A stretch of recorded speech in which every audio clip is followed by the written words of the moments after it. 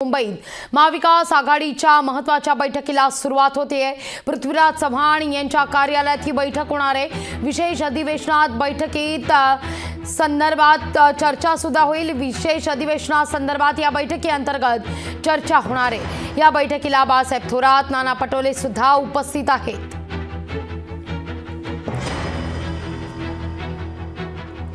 याच विषयी अधिक माहिती घेण्याकरता थेट जाऊया आमचे प्रतिनिधी भूषण शिंदे यांच्याकडे।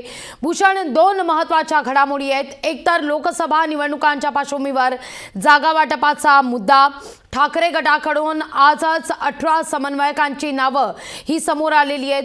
दुसरा सगळ्यात महत्त्वाचा मुद्दा, उद्या होत असलेलं राज्याचं एक दिवसीय मराठा आरक्षणाच्या मुद्द्यावरचं विशेष अधिवेशन। या दोनही घटनांच्या पार्श्वभूमीवर मवियाची ही आज बैठक होतीये।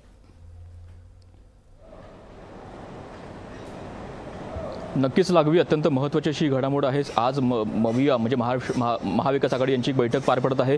पृथ्वीराज चव्हाण यांचे जे कार्यालय आहे मुंबईतील, त्या कार्यालयात ही बैठक पार पडत आहे। या बैठकीमध्ये अनेक महत्त्वाच्या विषयांवर चर्चा केली जाणार आहे। उद्या जे एकदिवसीय विशेष अधिवेशन आहे, जे मराठा आरक्षणासंदर्भात जे विशेष अधिवेशन आहे, त्या अधिवेशनामध्ये महाविकास आघाडीतील तिन्ही पक्षांची एक कोणती लाईन असावी या संदर्भात चर्चा होणार आहे। महाविकास आघाडीमधून कोणत्या प्रकारे संपूर्ण भूमिका मांडली गेली पाहिजे अशा प्रकारे त्यांची चर्चा होणार आहे। त्यासोबतच ज्या प्रकारे सध्या लोकसभा निवडणुका होणार आहे, त्या लोकसभा निवडणुकीमध्ये कशा प्रकारे जागा वाटप करावं, जो तिढा सध्या अजूनही जो आपल्याला पाहायला मिळतो, त्या तिढ्या संदर्भात आपल्याला एकंदर सर्व चर्चा होताना पाहायला मिळणार आहे। त्यामुळे येत्या काळामध्ये कशा प्रकारे महाविकास आघाडी सामोरे जाणार सर्व विषयांना, त्यानुसार उद्या जेव्हा एकदिवसीय जे अधिवेशन आहे त्या अधिवेशनामध्ये कशा प्रकारे महाविकास आघाडी आपली भूमिका स्पष्ट करणार देखील पाहणं महत्त्वाचं ठरणार आहे। सध्या तरी बैठक सुरू झालेली आहे।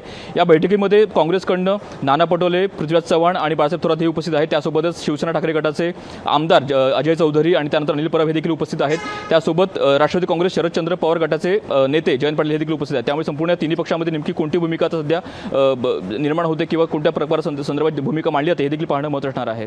लागवी निश्चित भूषण, आताच तुम्ही उल्लेख केला, या बैठकीला आता सुरुवात झालेली आहे।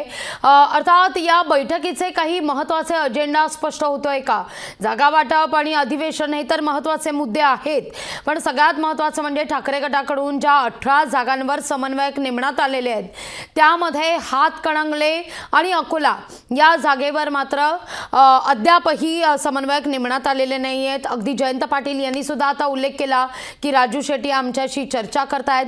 या अनुषंगाने या बैठकी अंतर्गत काही चर्चा होईल का?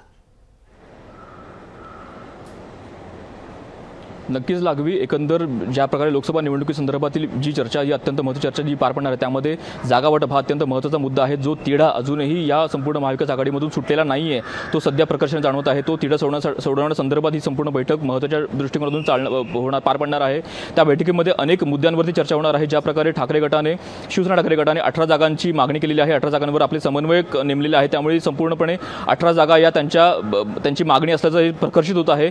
त्यानुसार संपूर्ण उद्धव ठाकरे गटाचे जे नेते आहेत अजय चौधरी आणि अनिल परब, जे कोणती भूमिका मांडतात, कोणती मागणी करतात हे देखील पाहणं महत्त्वाचं ठरणार आहे।